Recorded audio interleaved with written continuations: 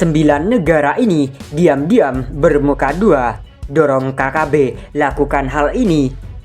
Sejumlah pejabat dan politikus di sejumlah negara sempat membuat Indonesia gerah karena mendukung Papua Merdeka. Isu ini mencuat setelah tokoh sekaligus aktivis gerakan Papua Merdeka, Benny Wenda, mengklaim Selandia Baru adalah pendukung kuat Papua Barat pada Rabu 22 Februari. Hal itu diutarakan saat diwawancarai Radio New Zealand RNZ soal penyanderaan pilot Susi Air yang berkewarganegaraan Selandia Baru, Philip McMartens. Dalam wawancara itu, Benny menyerukan organisasi Papua Merdeka UPM untuk membebaskan Martens karena Selandia Baru merupakan pendukung Papua Barat. Ia bahkan mengklaim Selandia Baru dan gerakan Papua Merdeka berhubungan sangat baik. Berikut deret negara yang sempat bikin RI gerah karena beberapa pejabat dan organisasinya mendukung Papua Merdeka. Inggris. Pada 2016 lalu, Ketua Partai Buruh Inggris menyatakan dukungan terhadap Papua Barat saat berpidato dalam pertemuan kelompok itu di London. Dalam pertemuan itu, ia menyerukan pemungutan suara untuk membentuk nasib sendiri Papua Merdeka. Pada dasarnya, apa yang kami lihat adalah kelompok orang yang tidak menikmat hak mereka selama periode dekolonisasi, tidak menikmati hak yang memberikan kepada mereka oleh Piagam PBB dan Undang-Undang tentang dekolonisasi, kata Korobrian seperti dikutip The Guardian. Ia kemudian berujar, sebagai anggota parlemen, saya mendukung mereka sebagai anggota kelompok ini dan sebagai mantan wakil ketua kelompok hak asasi manusia semua partai.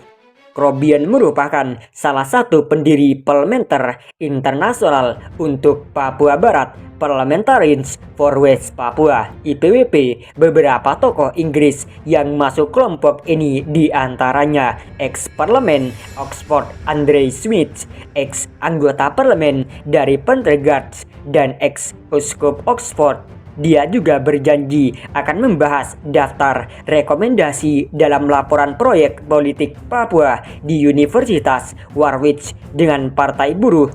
Dalam rekomendasi itu, ia menyerukan kunjungan pelapor khusus Perserikatan Bangsa-Bangsa PBB, pemulihan bagi lembaga swadaya masyarakat, dan menginterogasi perusahaan asing di Papua Barat. Menurut dia, rekomendasi itu merupakan strategi politik yang membawa penderitaan rakyat Papua Barat ke pangkuan dunia, memaksanya ke dalam agenda politik, memaksanya ke PBB, memaksa pengungkapan, dan pada akhirnya memungkinkan rakyat Papua Barat membuat pilihan jenis pemerintahan yang mereka inginkan dan jenis masyarakat di mana mereka ingin hidup, ujar Korobrian lagi.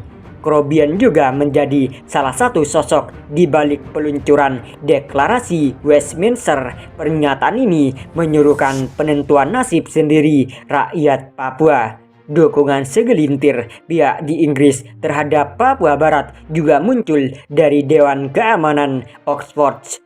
Namun pemerintah Inggris telah menegaskan kembali dukungan terhadap keutuhan wilayah Indonesia dan mengakui Papua sebagai bagian integral dari Indonesia. Melalui pernyataan tertulis yang dirilis di situs resmi Kementerian Luar Negeri Inggris, menggarisbawahi bahwa sikap lama pemerintah Inggris terhadap Papua tidak berubah. Kehadiran Wenda di Inggris tidak berarti bahwa pemerintah Inggris mendukung posisi tentang kedaulatan Papua dan penghargaan dari Dewan Kota Oxford. Tidak ada hubungan dengan kebijakan pemerintah Inggris, kata pernyataan tersebut seperti dikutip Antara.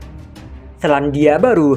Pada 2017 lalu, setidaknya 11 anggota parlemen dan politikus di Selandia Baru turut memberikan dukungan untuk Papua dengan menandatangani deklarasi Westminster.